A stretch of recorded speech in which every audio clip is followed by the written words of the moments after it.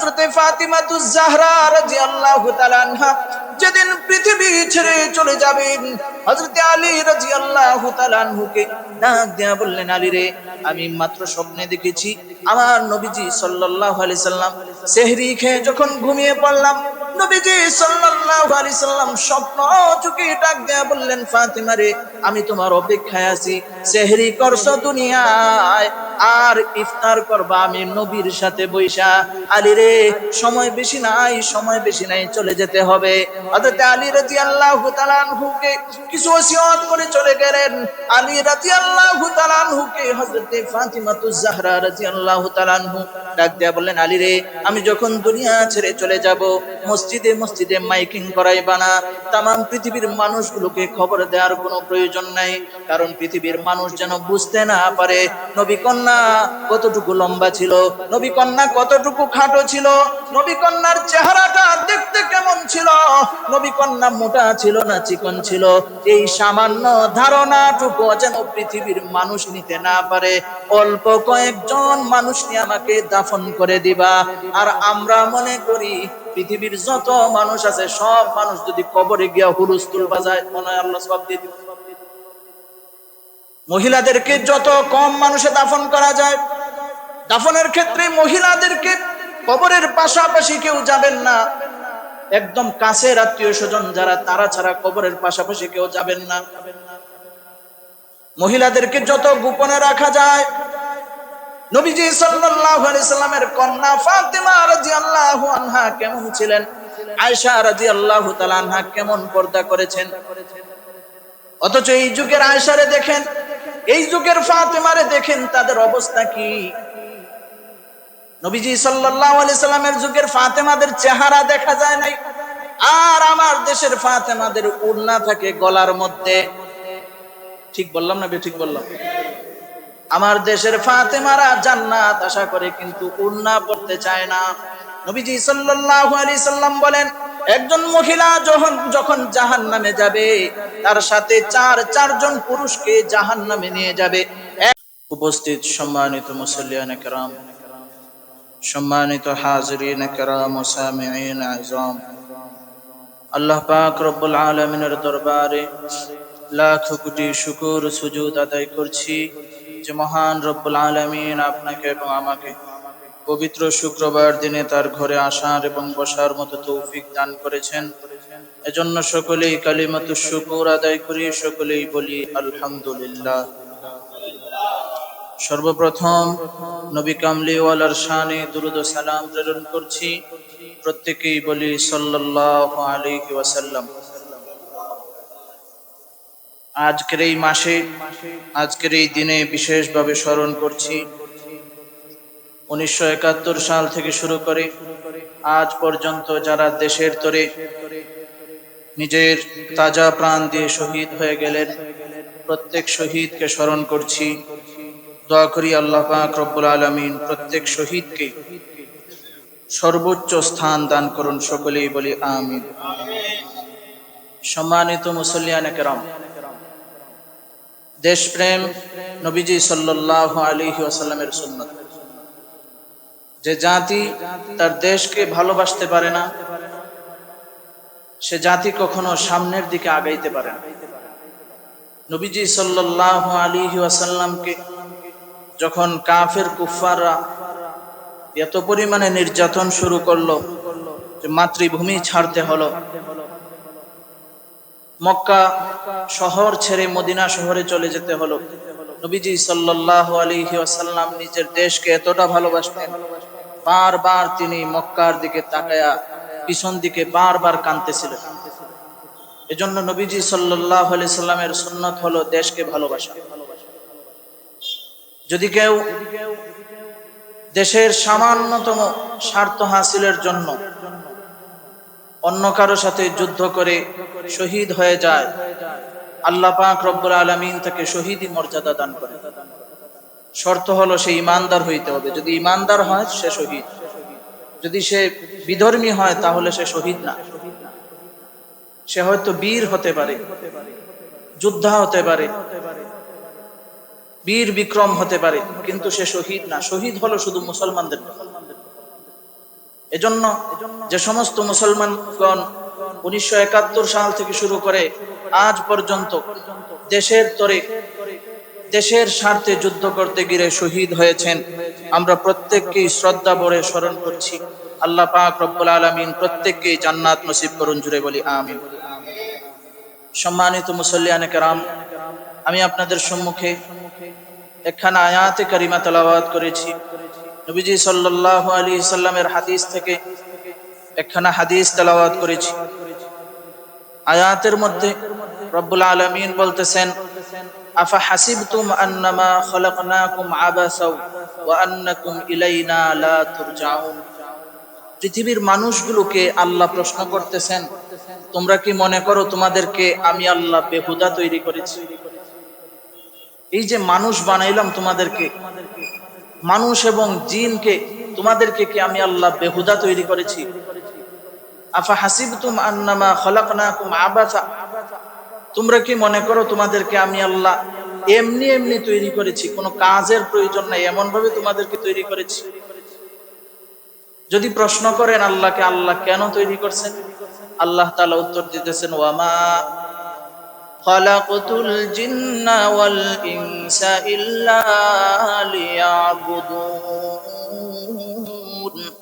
আল্লাহ রাব্বুল আলামিন বলতেছেন, আমি জিন এবং মানব জাতিকে সৃষ্টি করেছি একমাত্র আমার ইবাদতের জন্য। আমি আল্লাহ এই মানব জাতিকে সৃষ্টি করলাম আর জিন জাতিকে সৃষ্টি করলাম একমাত্র আমার ইবাদতের জন্য। আর বাকি পৃথিবীতে যত কিছু বানাইছি সব কিছু তোমাদের খেদমত করার জন্য। সূর্য আমাদের খেদমত করে, চন্দ্র আমাদের খেদমত করে। আল্লাহ পাক রব্বুল আলামিন তাদেরকে আমাদের জন্য খেদমত করা বাধ্যতামূলক করে দিয়েছে। হাদিসের মধ্যে আসছে, সূর্য কতটা বড় হবে, বর্তমান বিজ্ঞান বলে এই পৃথিবীর সমান যদি 13 লক্ষ পৃথিবী এক জায়গায় করা হয়, একটা সূর্য হবে এই পৃথিবীর সমান। 13 লক্ষ পৃথিবী একত্রিত করলে একটা সূর্যের সমান হবে। আল্লাহ রাব্বুল আলামিন এত বিশাল বড় সূর্য আমাদের জন্য খাদেম বানায় দিয়েছেন। মানব জাতি তুই 3.5 ফুট, তুই 3.5 হাত, কিন্তু তোরে আমি আল্লাহ এত বিশাল বিশাল খাদেম দিয়ে দিছি। হাদিসের মধ্যে আসছে, মানব জাতির গুনাহের জন্য সূর্য প্রতিদিন আল্লাহর কাছে বলে, আল্লাহ আমি আর মানব জাতির খেদমত করতে চাই না, আয় আল্লাহ মেহেরবানি করে আপনি আদেশ দেন, আমি আর উদ্দিত হতে চাই না, আমি আর উঠব না। হাদিসের মধ্যে আসছে, সূর্য প্রতিদিন যখন ডুবে যায়, ডুবার সময় সে মহান রব্বুল আলামিনের সিজদায় পড়ে থাকে, সারা রাত মহান রব্বুল আলামিনের সিজদায় থাকে। আল্লাহ রাব্বুল আলামিন যখন সকাল বেলা আদেশ দেন সূর্য আবার উঠো, সূর্য তখন উঠে। হাদিসের মধ্যে আসছে, কিয়ামতের দিন, কিয়ামতের আগে একটা সময় আল্লাহ রাব্বুল আলামিন সূর্যকে আর উঠার কথা বলবেন না। 6 মাস চলে যাবে, সূর্য উঠে না। মানুষগুলো পাগলের মতো হয়ে যাবে, আহারে সূর্য উঠে না। বিজ্ঞানীরা বলবে কারণ কি, কারণ কি, সূর্য কেন উঠে না? 6 মাস চলে যাবে, সূর্য উঠে না। মানুষ সূর্য ছাড়া অভ্যস্ত হয়ে যাবে, সূর্য ছাড়া মানুষ অভ্যস্ত হয়ে যাবে। এমনি সময় একদিন দেখতে পাবে, দীর্ঘ 6 মাস পরে মানুষ দেখতে পারবে সূর্য উল্টো দিক থেকে উঠতেছে। আমরা অনেক সময় শুনি সূর্য পশ্চিম দিক থেকে উঠবে, কিয়ামতের আগে সূর্য পশ্চিম দিক থেকে উঠবে, কিন্তু আমাদের দেশের হুজুররা ব্যাখ্যা বিশ্লেষণ করে বলেন না। এজন্য মুসল্লিরা অনেক কিছু বুঝে না। আমরা মনে করি যেদিন থেকে সূর্য পশ্চিম দিক থেকে উঠা শুরু করবে কিয়ামত পর্যন্ত হয়তো শুধু পশ্চিম দিক থেকে উঠবে, কিন্তু না, একদিন মাত্র, একদিনও না, অর্ধ দিন। হাদিসের কিতাবের মধ্যে আসছে, আল্লাহ রাব্বুল আলামিন সকাল থেকে নিয়ে দুপুর পর্যন্ত সূর্য পশ্চিম দিক থেকে উঠবে, পূর্ব দিক থেকে যাবে। দুপুর পর্যন্ত চলে আসার পর সূর্য যখন মাথার উপরে চলে আসবে, আবার সে পশ্চিম দিকে যাইতে শুরু করবে। এইভাবে একদিন মাত্র হবে, বাকি প্রত্যেক দিন সূর্য পূর্ব দিক থেকে উঠবে, পশ্চিম দিকে ঢুকবে। আল্লাহ রাব্বুল আলামিন সূর্যকে কিয়ামতের আগে আদেশ দিবেন না, সূর্য 6 মাস সূর্য উঠবে না। এত বিশাল সূর্যকে আল্লাহ তাআলা আপনার আমার খাদেম বানায় দিলেন। কেন তোর খাদেম বানাইলাম বান্দা? তোরে আমি আল্লাহ বেহুদা তৈরি করি নাই, কোনো কারণ ছাড়া তোরে আমি আল্লাহ তৈরি করি নাই। নিশ্চয় তোরে আমি আল্লাহ কোনো কারণে তৈরি করেছি। আল্লাহ রাব্বুল আলামিন বলতেছেন, বান্দা তোরে আমি আল্লাহ কেন তৈরি করলাম জানোস নি? ওয়ামা খালাকতুল জিন্না ওয়াল ইনসা ইল্লা লিয়াবুদুন। নিশ্চয় আমি আল্লাহ মানব এবং জিন জাতিকে একমাত্র আমার ইবাদতের জন্য তৈরি করেছি। এখন যদি মানব জাতি প্রশ্ন করে, রব্বুল আলামিন আমরা যদি তোমার ইবাদত না করি তাহলে কি করবা? আল্লাহ রাব্বুল আলামিন তার উত্তর দিতেছেন, ওয়ালাকাদ দারানা লিজাহান্নামা কাসীরাম মিনাল জিন্নি ওয়াল ইনস। আল্লাহ রাব্বুল আলামিন বলতেছেন, আমি মানুষ এবং জিন দ্বারা আমি আল্লাহ জাহান্নামকে পরিপূর্ণ করে দেব। ওয়ালাকাদ দারানা লিজাহান্নামা কাসীরাম মিনাল জিন্নি ওয়াল ইনস। আল্লাহ রাব্বুল আলামিন বলতেছেন, আমি মানুষ এবং জিন দ্বারা জাহান্নামকে পরিপূর্ণ করে দেব। হাদিসের কিতাবের মধ্যে আসছে, জাহান্নাম এত বিশাল জাহান্নাম হবে। জাহান্নাম সেদিন জাহান্নামীদের দিকে, কিয়ামতের ময়দানে জাহান্নামীদের দিকে বাঘ যেমন করে মানুষকে দেখলে হিংস্র হয়ে যায়, মানুষের উপর ঝাঁপায়া পড়তে চায়, হাদিসের কিতাবের মধ্যে আসছে রব্বুল আলামিন জাহান্নামকে এতটা দুর্দর্শ এতটা হিংস্র করে বানাইছেন, কিয়ামতের ময়দানে জাহান্নাম জাহান্নামীদেরকে খেয়ে ফেলতে চাইবে। আল্লাহ রাব্বুল আলামিন জাহান্নামকে 70,000 ফেরেশতা 70,000 শিকল পরায়া দিবেন। 70,000 শিকল পরায়া, এক একটা শিকলের মধ্যে 70,000 ফেরেশতা জাহান্নামকে পিছনের দিকে টানতে থাকবে, কিন্তু জাহান্নাম পিছন দিকে যাবে না। জাহান্নাম বারবার ঝাঁপ দিতে চাইবে জাহান্নামীদের উপর। আল্লাহ রাব্বুল আলামিন সেদিন এমন একটা অস্ত্র ব্যবহার করবেন, যে অস্ত্রের কারণে জাহান্নাম পিছন দিক থেকে পলায়ন করবে। জানবেন সেই অস্ত্রটা কি? ইনশাআল্লাহ এটা হাতে রাখলাম, বয়ানের শেষের দিকে মনে করবেন বলবো ইনশাআল্লাহ।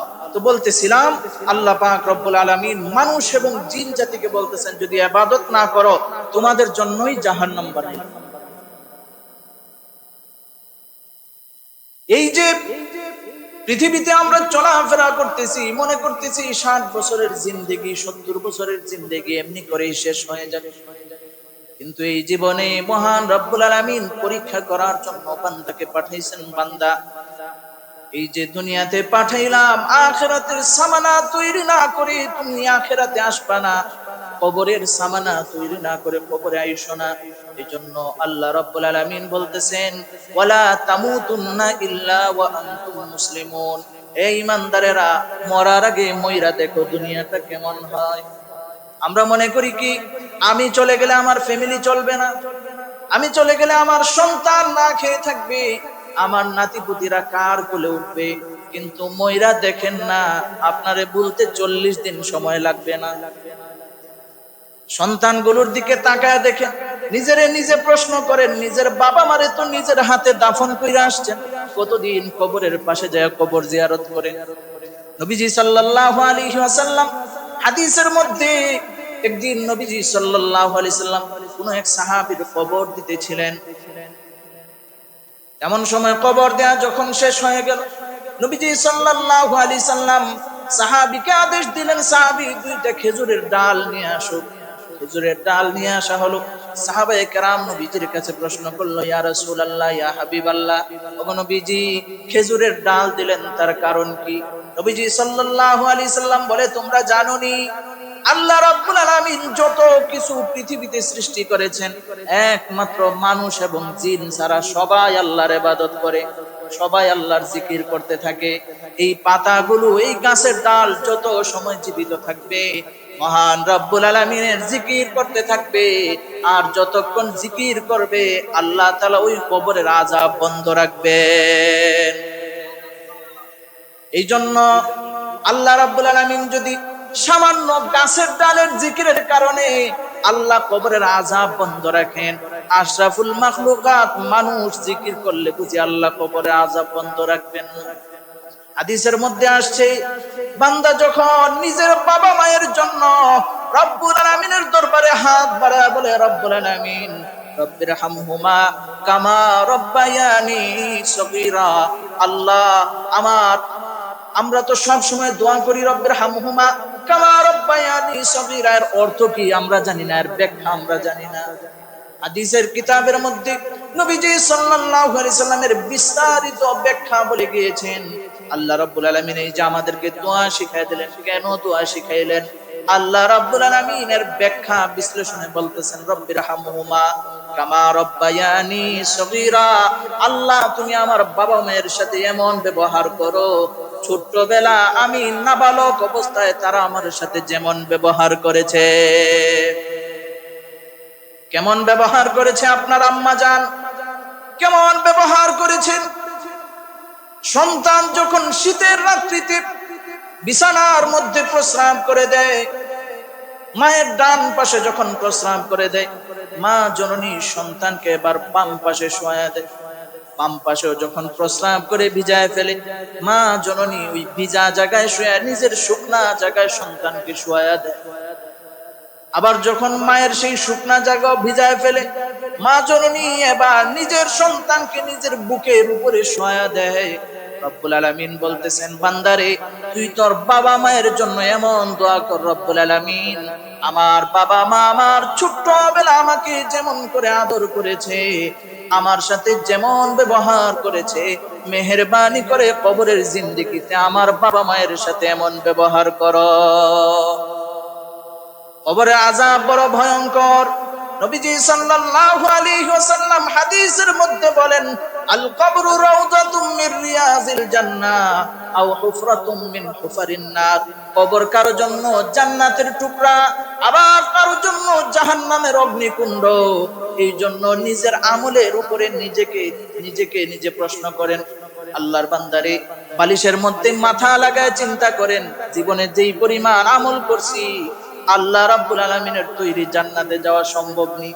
কবরের যেই প্রশ্নগুলো আছে হাদিসের কিতাবের মধ্যে নবীজি বলেন, বান্দাকে যখন কবরে শোয়া রাখা হয়, বান্দা তখন নিজেকে নিজে প্রশ্ন করে। বান্দা যখন মারা যায় নিজেকে বিশ্বাস করতে পারে না, যখন সে মারা যায় বিশ্বাস করতে পারে না, তার আত্মীয় স্বজন তার পাশে দাঁড়ায় কান্না করতে থাকে। সে প্রশ্ন করে, তোমরা কেন কান্দো? আমি তো তোমাদের পাশেই শুয়ে আছি। কিছুক্ষণ পরে ওই মুর্দা দেখতে পারে আত্মীয় স্বজন তার কাপড় গুলা খুলে ফেলতেছে, মাত্র একটা চাদর দিয়া তারে ঢেকে ফেলতেছে। সে প্রশ্ন করে, কেন রে? তোমরা না আমার প্রিয়জন, তোমরা না আমার আত্মার আত্মীয়, তোমরা কেন আমার কাপড় গুলো খুলে ফেলতেছ? আল্লাহর বান্দাকে কিছুক্ষণ পর যখন গোসলের জন্য রেডি করা হয়, আল্লাহর বান্দা ডাক দেয়া বলে, ও পৃথিবীর মানুষেরা রে, তাকায় দেখো, আমি তো এখনো মরি নাই, আমি জীবিত আছি। আল্লাহর বান্দাকে যখন কবর পর্যন্ত নিয়ে যাওয়া হয়, আল্লাহর বান্দা ডাক দেয়া বলে, ও আমার প্রিয়জনেরা, আমাকে কোথায় নিয়ে যাও, কোথায় নিয়ে যাও, আমি তো এখনো বেঁচে আছি। বিশ্বাস করতে পারে না।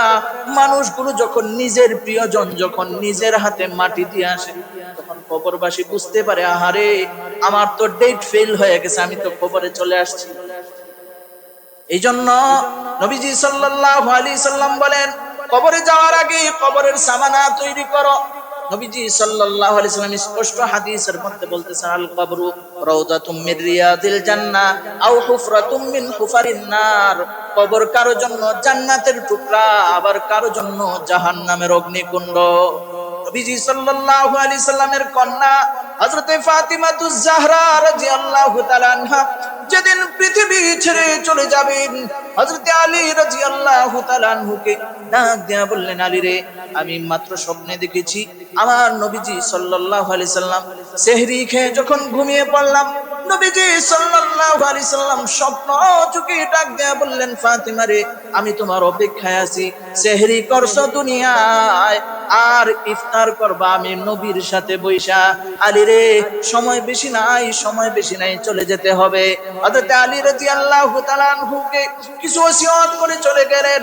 আলী রাদিয়াল্লাহু তাআলা আনহুকে হযরতে ফাতিমাতুজ জাহরা রাদিয়াল্লাহু তাআলা আনহু ডাক দিয়া বললেন, আলী রে আমি যখন দুনিয়া ছেড়ে চলে যাব, মসজিদে মসজিদে মাইকিং করাইবা না, তাম পৃথিবীর মানুষগুলোকে খবর দেওয়ার কোনো প্রয়োজন নাই, কারণ পৃথিবীর মানুষ যেন বুঝতে না পারে নবী কন্যা কতটুকু লম্বা ছিল, নবী কন্যা কতটুকু খাটো ছিল, নবী কন্যার চেহারাটা দেখতে কেমন ছিল, নবী কন্যা মোটা ছিল না চিকন ছিল, এই সামান্য ধারণাটুকু যেন পৃথিবীর মানুষ নিতে না পারে।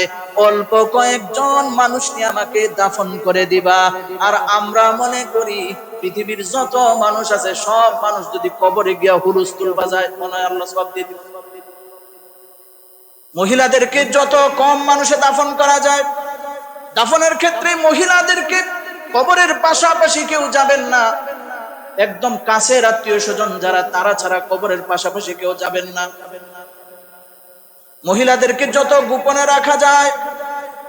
নবীজি সাল্লাল্লাহু আলাইহি সাল্লামের কন্যা ফাতেমা রাদিয়াল্লাহু আনহা কেমন ছিলেন, আয়েশা রাদিয়াল্লাহু তাআলা আনহা কেমন পর্দা করেছেন, অথচ এই যুগের আয়েশারে দেখেন, এই যুগের ফাতেমারে দেখেন, তাদের অবস্থা কি।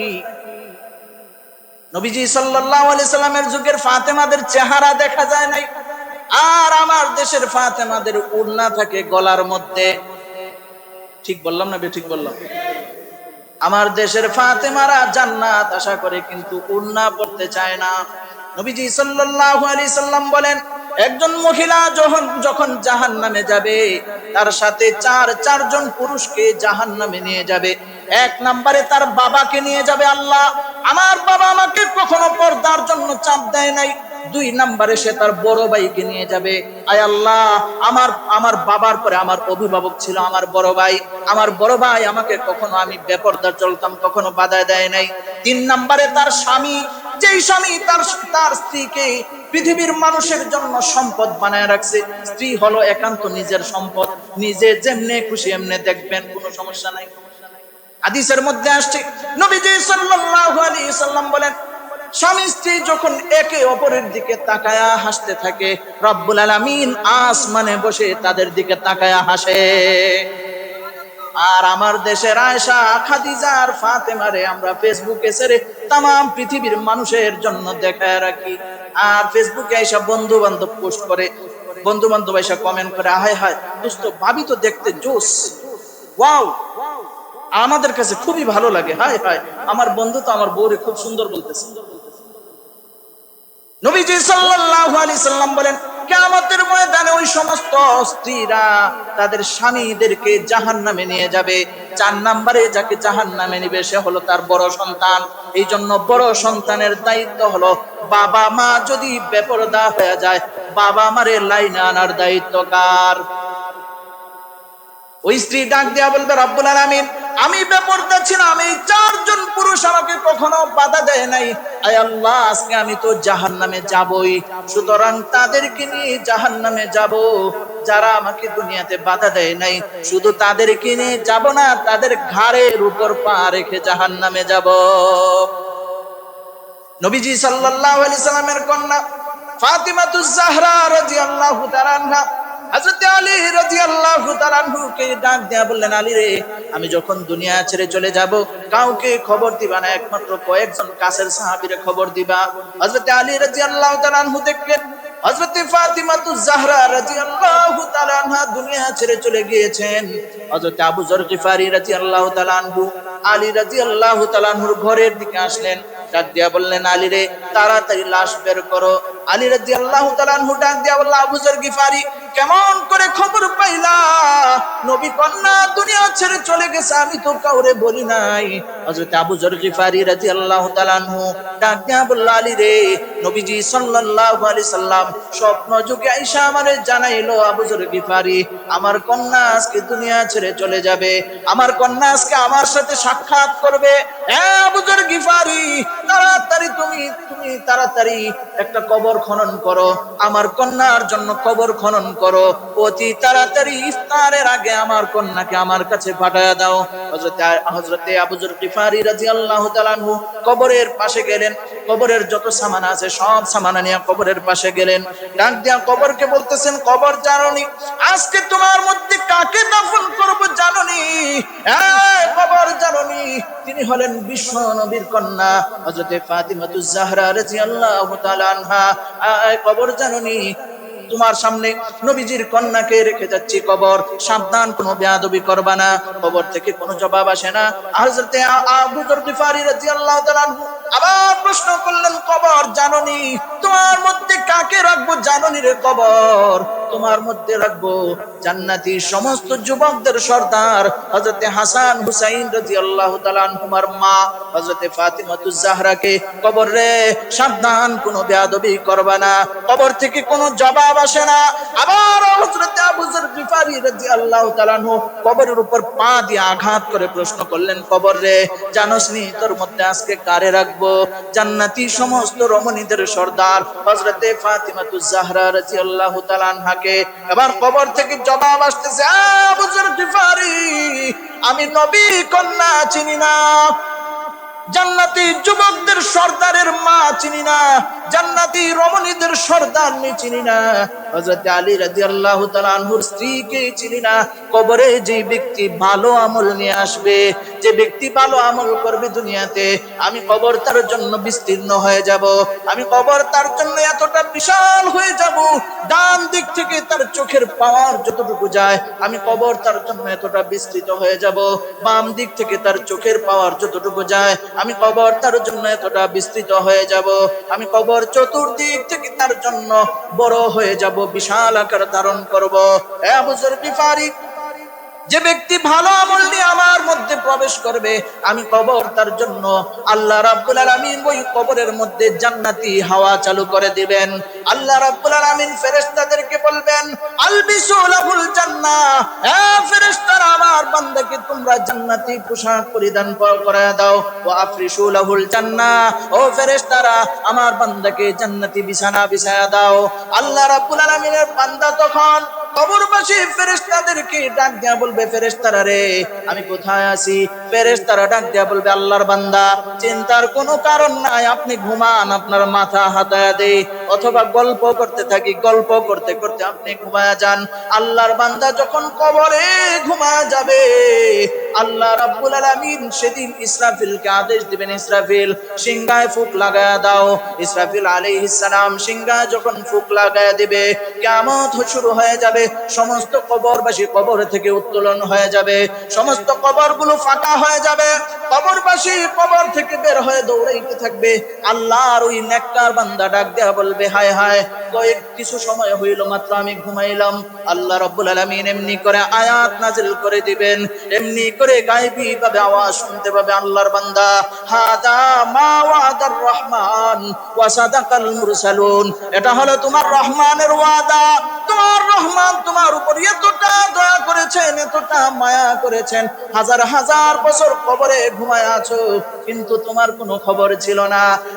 আবু যর গিফারি আল্লাহর কোন বান্দা যদি বদ আমল করে আমার মধ্যে আসে আমি কবর তার জন্য এতটা ছোট হয়ে যাব, এতটা সংকীর্ণ হয়ে যাব, ডান পাজরের হাড়গুলো বাম পাজরের ভিতরে ঢুকায়া দেব, বাম পাজরের হাড়গুলো ডান পাজরের ভিতরে ঢুকায়া দেব। এইভাবে আমি কবর তার জন্য বারবার আযাব দিতে থাকবো। আল্লাহর যে বান্দা ফজরের নামাজ পড়ে নাই আল্লাহ রাব্বুল আলামিন বিশাল আকৃতির সাপগুলো কবরের মধ্যে নিযুক্ত করে দিবেন।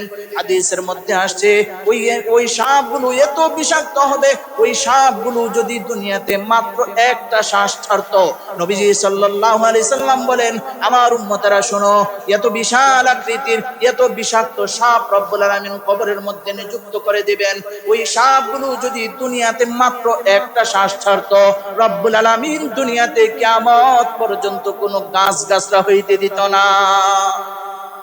এত বিশাল আকৃতির সাপগুলো রব্বুল আলামিন কবরের মধ্যে তৈরি করে দিবেন, কবরের মধ্যে পাঠায় দিবেন।